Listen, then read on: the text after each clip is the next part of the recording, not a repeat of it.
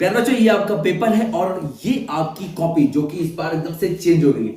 अब इस पेपर को, इस कॉपी में किस प्रकार से हम लोग लिखने वाले हैं, इसको मैं आपको बताने वाला हूं। तो भैया एक बात जान लेना, इस बार कॉपी एकदम से डिफरेंट है, लेकिन ये कॉपी आपके लिए इसलिए अच्छी है क्योंकि आप इसी तरह की कॉपी में हमेशा लिखते हो। अब किस प्रकार से क्वेश्चन को अच्छे से सॉल्व करना है, आइए हम लोग देखते हैं।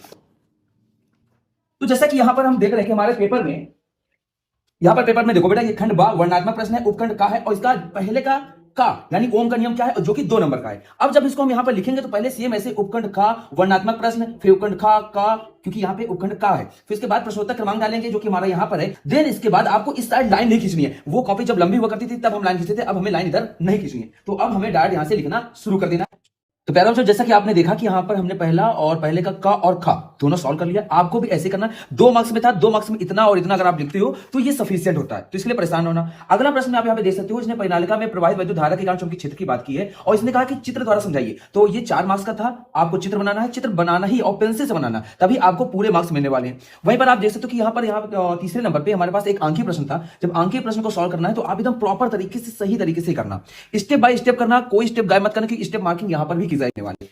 फिर आगे हम बात करते हैं, तो यहां पर हमारा ये देखो फिजिक्स का ये लॉन्ग है। अब एक बार देखो, यहां पर जब हमारा लॉन्ग एक पेज में कंप्लीट हो जा रहा है, अगर आगे भी जा रहा है तो कोई दिक्कत वाली बात नहीं, अगर इतने में हो जा रहा है तो आप परेशान ना होना, आपको पूरे मार्क्स मिलेंगे। आप देख सकते हो इसने क्या है, संरचनाएं चित्र सहित चित्रित करने को लिखा है। 4 क्वेश्चन पूछा था, हम यहाँ पे चारों को आराम से ढंग से इस प्रकार से बनाकर लिखेंगे। आप कोशिश करना सभी के नाम भी जरूर लिख देना, क्योंकि टीचर को भी समझने में आसानी होती है। ठीक है, अब आगे हम देखेंगे कि यहाँ पे हमारा 6 का खा है। यहां पर इसने कहा था कि संतृप्त और असंतृप्त हाइड्रोकार्बन और निस्तापन, यानी इसमें ये 2-2 मार्क्स के क्वेश्चंस हैं। अब यहां पे जब 2-2 मार्क्स के क्वेश्चन पूछा तो यहां पर एग्जैक्टली आपको भी ये देखो पूरा हमारा संतृप्त हाइड्रोकार्बन असंतृप्त हाइड्रोकार्बन है, यहां पर हमने लिखा। फिर निस्तापन था, तो यह निस्तापन 6 का खा है, तो यहां पर हमने देखो 6 का खा डाला और फिर यहां पर निस्तापन लिखा। अब जैसे मैं आपको ये बताना चाह रहा हूं कि अगर किसी कारणवश आप गलत लिख देते हो तो यहां पर देखो मैंने गलत किया हुआ है और काटा भी है, लेकिन आपने नोटिस किया होगा कि आपको फोकस नहीं गया था कि यहां पर कुछ कटिंग की गई है, क्योंकि एक सिंगल लाइन से अगर आप जब कट करोगे तो टीचर का भी फोकस नहीं जाता और आपका काम हो जाएगा। यहां पर निस्तापन था, एक छोटी सी डिफिनेशन होती है, इसको हमने लिखा, यहां पे कंप्लीट हो गया।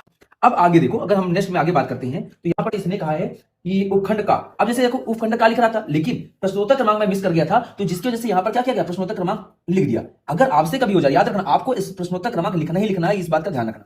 फिर मैंने यहां पर लिख दिया। फिर इसके बाद यहाँ पे तंत्रिका कोशिका हेडिंग डाली, क्योंकि यहाँ पे तंत्रिका कोशिका का सचित्र वर्णन करना है। फिर यहाँ पे मैंने चित्र बनाया। चित्र हमेशा आपको इसी प्रकार से पेंसिल से ही बनाना है, इस बात का ध्यान रखना है। फिर इसके बाद इसका पूरा डिफाइन किया, अच्छे से इसके सारे जितने विभाग थे उनको एक्सप्लेन किया। अब यहाँ पर आप देख सकते हो कि यहाँ पे लिंग निधान की जब बात आई तो मैंने इसको पेन से बना दिया, क्योंकि ये कोई खास बहुत टफ चीज नहीं थी, तो आप इसको चाहो तो पेन से बना